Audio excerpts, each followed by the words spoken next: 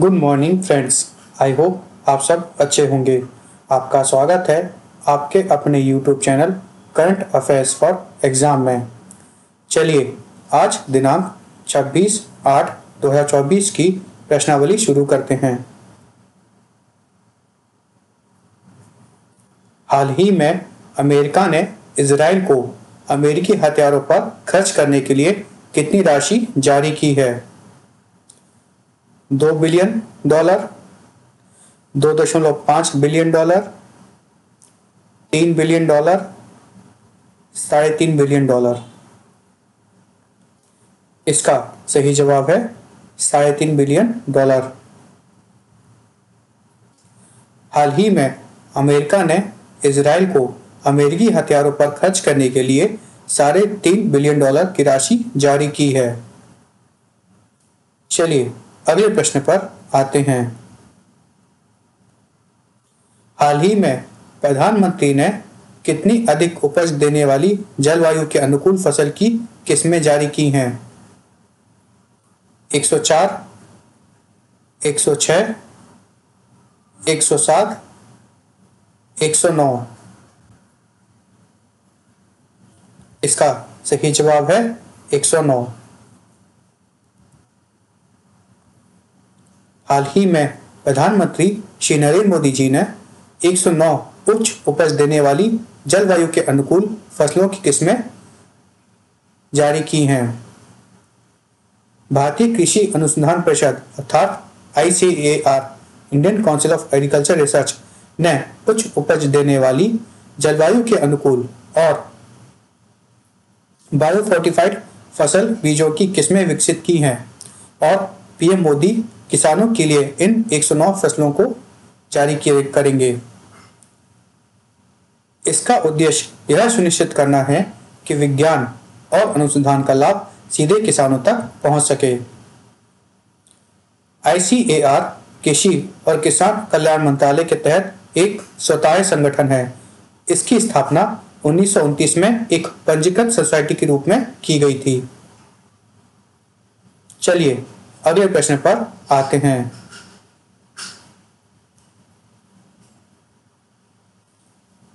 प्रत्येक वर्ष महिला समानता दिवस कब मनाया जाता है? 25 अगस्त, 26 अगस्त, 27 अगस्त, 28 अगस्त। इसका सही जवाब है 26 अगस्त। महिला समानता दिवस हर साल 26 अगस्त को मनाया जाता है। इस वर्ष महिला समानता दिवस 2024 का थीम है thank the women in your life. यह जीवन के सभी पहलुओं में महिलाओं के योगदान को पहचानने और उसकी सराहना करने के महत्व को उजागर करना है। चलिए अगले प्रश्न पर आते हैं। निम्नलिखित में से किसे CERC में सदस्य के रूप में नियुक्त किया गया है? सूर्यकांत, हरीश दुडानी, ऋषिकेश रॉय, संजीव खन्ना। इसका सही जवाब है हरीश दुडानी। भारत की केंद्र सरकार ने श्री हरीश दुडानी को केंद्रीय विद्युत नियामक आयोग अर्थात सेंट्रल इलेक्ट्रिसिटी रेगुलेटरी कमीशन का सदस्य नियुक्त किया है।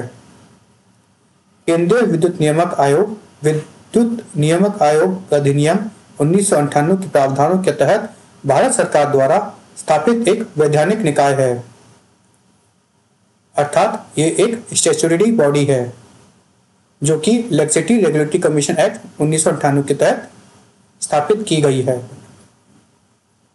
चलिए अगले प्रश्न पर आते हैं। हाल ही में जारी Forbes real time billionaire list में निम्नलिखित में से कौन शीर्ष पर है? Elon Musk, Jeff Bezos, Larry Page, Sergey Brin. इसका सही जवाब है एलन मस्क। हाल ही में जारी Forbes real time billionaires list में एलन मस्क टॉप पर हैं। चलिए अगले प्रश्न पर आते हैं।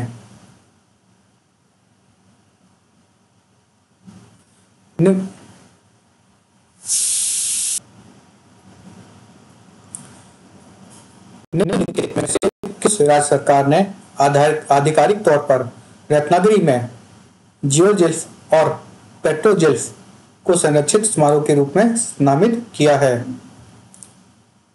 महाराष्ट्र, गुजरात, मध्य प्रदेश, उत्तर प्रदेश।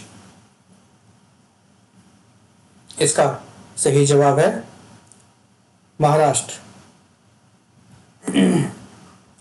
महाराष्ट्र राज्य सरकार ने आधिकारिक तौर पर रत्नागिरी में जियोजिल्फ और पेट्रोजिल्फ को संरक्षित स्मारकों के रूप में नामित किया है। जियोजिल्फ और पेट्रोजिल्फ मेसोलिथिक ग्रुप की कला के प्राचीन रूप हैं। चलिए अगले प्रश्न पर आते हैं। निम्नलिखित में से किस राज्य में हाल ही में IACC MSME उत्कृष्टता केंद्र अर्थात सेंटर ऑफ एक्सीलेंस का उद्घाटन किया गया है? केरल, तेलंगाना, पंजाब, गुजरात।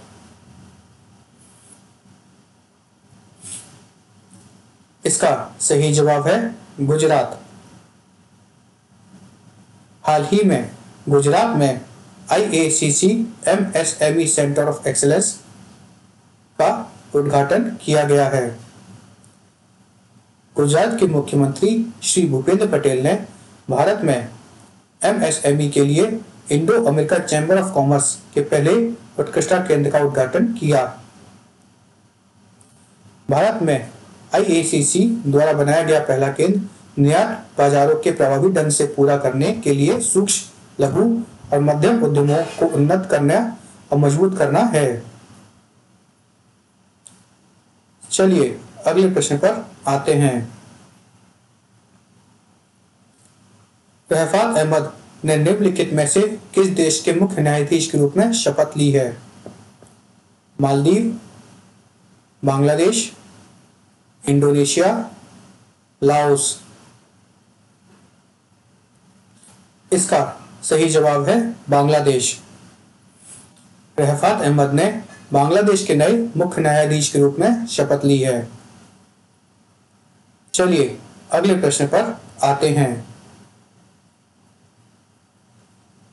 हाल ही में निम्नलिखित में से किस राज्य सरकार ने प्राकृतिक खेती को बढ़ावा देने के लिए हिम उन्नति योजना शुरू की है?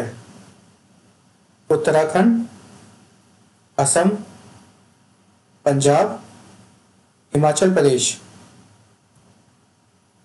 इसका सही जवाब है हिमाचल प्रदेश।